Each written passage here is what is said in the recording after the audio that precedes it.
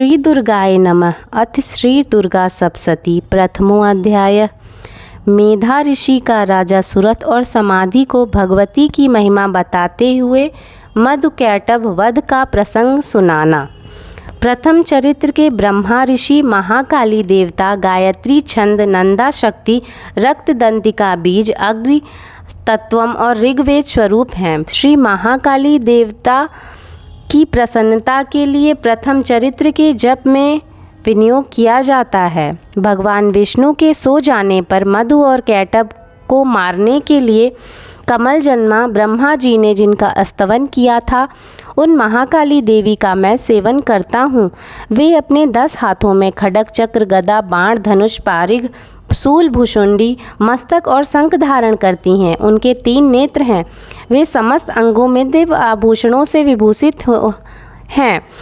उनके शरीर की कांति नीलमणि के समान है। वे 10 मुख 10 और 10 पैरों से युक्त हैं। मार्कंडेय जी बोले, सूर्य के पुत्र सारवाणी जो 8वें मनु कहे जाते हैं, उनकी उत्पत्ति की कथा विस्तार पूर्वक कहता हूँ, सुनो। सूर्य कुमार महाभाग सारवाणी भगवती महामाया के अनुग्रह से जिस प्रकार मनवंतर के स्वामी हुए, वही प्रसंग सुनाता हूँ। पूर्व काल की बात है।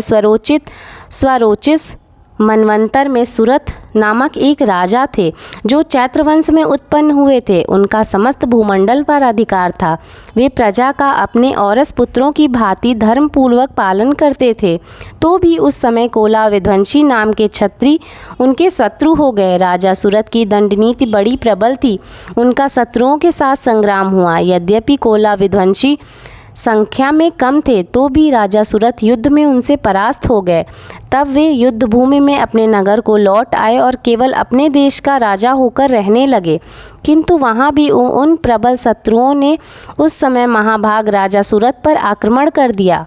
राजा का बल क्षीण हो चला था, इसलिए उनके दुष्ट बलवान एवं दुरात्मा मंत्रियों ने वहाँ उनके राजधानी में भी राजकीय सेना और खजानों को हथिया लिया। सुरथ का प्रभुत्व नष्ट हो चुका था, इसलिए वे शिकार खेलने के बहाने घोड़े पर सवार हो वहाँ से अकेले ही एक घने जंगल में चले गए।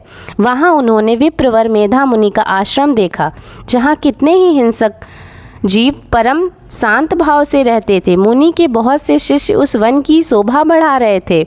वहां जाने पर मुनि ने उनका सत्कार किया और वे उन मुनि श्रेष्ठ के आश्रम पर इधर उधर विचरते हुए कुछ काल तक रहे। फिर ममता से आकृष्ट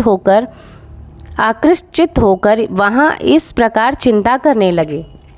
पूर्व काल में मेरे पूर्वजनों ने जिसका पालन किया था, वही नगर आज मुझसे रहित है। पता नहीं मेरे दुराचारी भृत्यगण उसकी धर्मपूर्वक रक्षा करते हैं या नहीं। जो सदा मद की वर्षा करने वाला और सूरवीर था, वह मेरा प्रधान हाथी अब शत्रुओं के अधीन होकर ना जाने किन भोगों को भोगता होगा। जो लोग मेरी कृपा धन और भोजन पाने से सदा मेरे पीछे पीछे चलते थे, वे निश्चय ही अब दूसरे राजाओं का अनुसरण करते होंगे। उन अपव्ययी लोगों के द्वारा सदा खर्च होते रहने के कारण अत्यंत कष्ट से जमा किया हुआ मेरा वह खजाना खाली हो जाएगा। ये तथा और भी कई बातें राजा सुरथ निरंतर सोचते रहते थे। एक दिन उन्होंने वहाँ विप्रवर मेधा के आश्रम के निकट एक वैश्य को देखा और उससे पूछा, भाई तुम कौन हो? यहाँ तुम्हारे आने का क्या कारण है? तुम क्यों शोकग्रस्त और अनमने से दिखाई देते हो?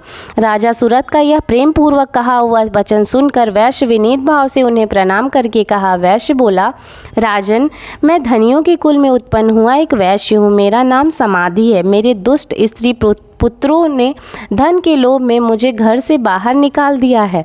मैं इस समय धन स्त्री और पुत्रों से वंचित हूँ। मेरे विश्वसनीय बंधुओं ने मेरा ही धन लेकर मुझे दूर कर दिया है, इसलिए दुखी होकर मैं वन में चला आया हूँ। यहाँ रहकर मैं इस बात को नहीं जानता कि मेरे पुत्रों की स्त्री की और स्वजनों की कुशल है या नहीं। इस समय घर में वे कुशल से रहते हैं अथवा उन्हें कोई कष्ट है। वे मेरे पुत्र कैसे हैं? क्या वे सदाचारी हैं अथवा दुराचारी हो गए हैं? राजा ने पूछा, जिन लोभी स्त्री पुत्र आदि ने धन के कारण तुम्हें घर से निकाल दिया, उनके प्रति तुम्हारे चित्त में इतना स्नेह बंधन क्यों है?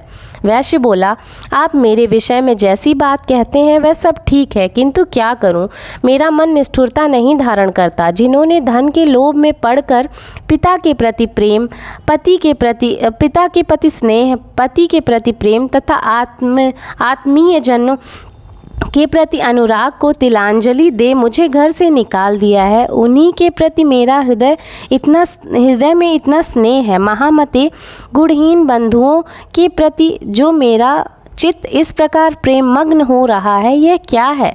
इस बात को मैं जानकर भी नहीं जान पाता। उनके लिए मैं लंबी सांसें ले रहा हूँ और मेरा हृदय अत्यंत दुखी हो रहा है। उन लोगों में प्रेम का सर्वथा अभाव है, तो भी उनके प्रति जो मेरा मन निष्ठुर नहीं हो पाता, इसके लिए क्या करूं? मार्कंडेय जी कहते हैं, ब्राह्मण तदंतर राजाओं में श्रेष्ठ सुरत और वह समाधि नामक वैश्य दोनों साथ साथ मेधा मुनि की सेवा में उपस्थित हुए और उनके साथ यथा योग्य न्याय अनुकूल विनय पूर्वक बर्ताव करके बैठे। तत्पश्चात वैश्य और राजा ने कुछ वार्तालाप आरंभ किया। राजा ने कहा, भगवान, मैं आपसे एक बात पूछना चाहता हूँ, उसे बताइए। मेरा चित्त अपने अधीन न होने के कारण भी यह बात मेरे मन को बहुत दुख देती है। जो राज्य मेरे हाथों से चला गया है, उसमें और उसके संपूर्ण अंगों में मेरी ममता बनी हुई है। मुनि श्रेष्ठ, यह जानते हुए भी कि अब मेरा नहीं है, अज्ञानियों की भांति मुझे उसके लिए दुख होता है। यह क्या है? इधर यह वैश्य भी घर से अपमानित होकर आया है, इसके पुत्र, स्त्री और भृत्यों ने भी इसे छोड़ दिया है, स्वजनों ने भी इसका परित्याग कर दिया है, तो भी यह उनके प्रति अत्यंत हार्दिक स्नेह रखता है। इस प्रकार यह तथा मैं दोनों ही बहुत दुखी हैं। जिसमें प्रत्यक्ष दोष देखा गया है, उस विषय के लिए भी हमारे मन में ममता जनित आकर्षण पैदा हो रहा है। महाभाग, हम दोनों समझदार हैं, तो भी हम में जो मोह पैदा हुआ है, यह क्या है? विवेक शून्य पुरुषों की भांति मुझ में और इसमें यह मूर्ता प्रत्यक्ष दिखाई देती है।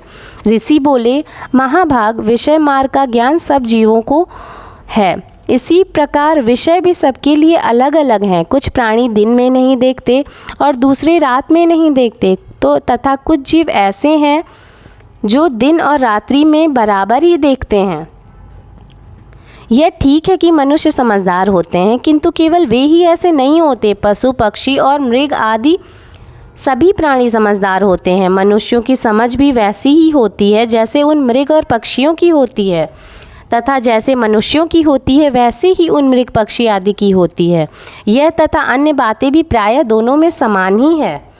समझ होने पर भी इन पक्षियों को तो देखो, ये स्वयं भूख से पीड़ित होते हुए भी मोहवश बच्चों की चोंच में कितने चाव से अन्न के दाने डाल रहे हैं।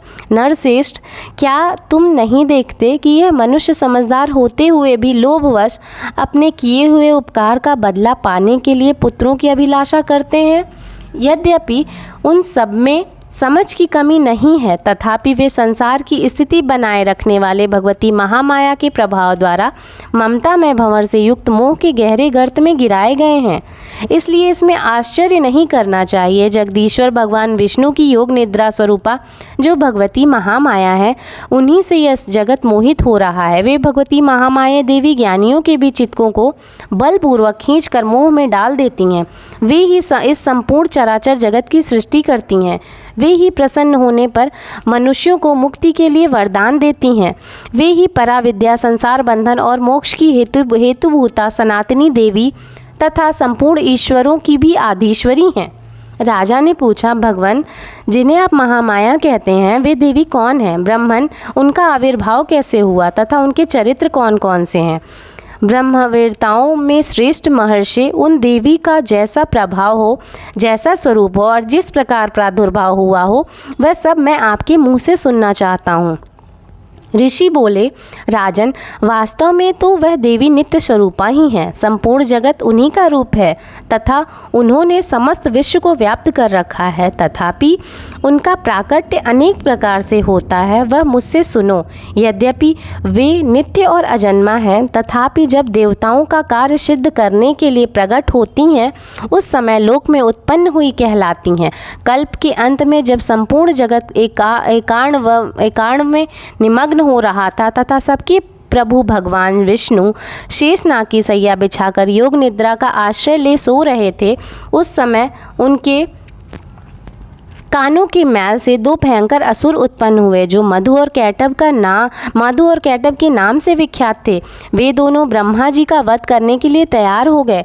भगवान विष्णु के नाभि कमल में विराजमान प्रजापति ब्रह्मा जी ने जब उन दोनों भयानक असुरों को अपने पास आया और भगवान को सोया हुआ देखा, तब एकाग्रचित होकर उन्होंने भगवान विष्णु को जगाने के लिए उनके नेत्रों में निवास करने वाली योग निद्रा का स्तवन आरंभ किया, जो इस विश्व की आधि ईश्वरी, जगत को धारण करने वाली, संसार का पालन और संहार करने वाली तथा तेज स्वरूप भगवान विष्णु की अनुपम शक्ति हैं। उन्हीं भगवती निद्रा देवी का भगवान ब्रह्मा स्तुति करने लगे। ब्रह्मा जी ने कहा, देवी तुम ही स्वाहा, तुम ही स्वधा और तुम ही वस्तकार हो।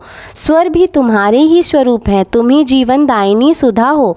नित्य अक्षर प्रणव में आकार, उकार, मकार इन तीनों मात्राओं के रूप में तुम ही स्थित हो तथा इन तीन मात्राओं के अतिरिक्त जो बिंदु रूपा नित्य अर्ध मात्रा है, जिसका विशेष रूप से उच्चारण नहीं किया जा सकता, वह भी तुम ही हो। देवी तुम ही संध्या, सावित्री तथा परम जननी हो।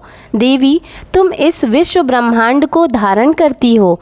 तुमसे ही इस जगत की सृष्टि होती है, तुम्ही से इसका पालन होता है और सदा तुम ही कल्प के अंत में सबको अपना ग्रास बना लेती हो। जगन्मयी देवी, इस जगत की उत्पत्ति के समय तुम सृष्टि रूपा हो, पालन काल में स्थिति रूपा हो तथा कल्पांत के समय संहार रूप धारण करने वाली हो। तुम ही महाविद्या, महामाया, महामेधा, महास्मृति, महामोह रूपा, महादेवी और महासुरी हो। तुम ही तीनों गुणों को उत्पन्न करने वाली हो, सबकी प्रकृति हो। भयंकर काल रात्रि, महारात्रि और मोह रात्रि भी तुम ही हो। तुम ही श्री, तुम ही ईश्वरी, तुम ही ह्रीं और तुम ही बोध स्वरूपा बुद्धि हो। लज्जा, पुष्टि, तुष्टि, शांति और क्षमा भी तुम ही हो। तुम खड्ग धारिणी, शूल धारिणी, घोर रूपा तथा गदा, चक्र, शंख और धनुष धारण करने वाली हो।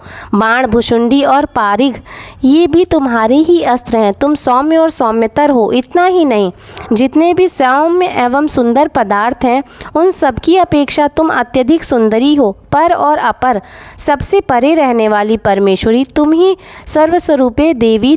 कहीं भी सत असत रूप में जो कुछ वस्तुएं हैं, उन सब की जो शक्ति है वह तुम ही हो। ऐसी अवस्था में तुम्हारी स्थिति क्या हो सकती है? जो इस जगत की सृष्टि, पालन और संहार करते हैं, उन भगवान को भी जब तुमने निद्रा के अधीन कर दिया है, तब तुम्हारी स्तुति करने में यहाँ कौन समर्थ हो सकता है?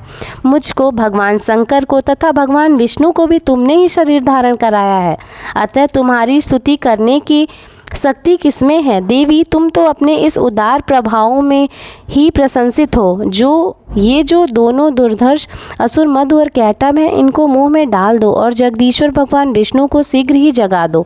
साथ ही इनके भीतर इन दोनों महान असुरों को मार डालने की बुद्धि उत्पन्न कर दो। ऋषि कहते हैं, राजन, जब ब्रह्मा जी ने वहाँ मधु और कैटभ को मारने के उद्देश्य से भगवान विष्णु को जगाने के लिए तमोगुण की अधिष्ठात्री देवी योग निद्रा की इस प्रकार स्तुति की, तब वह भगवान के नेत्र, मुख, नासिका, बाँह, हृदय, वक्षस्थल से निकलकर अवक्त जन्मा ब्रह्मा जी के दृष्टि के समक्ष खड़ी हो गईं।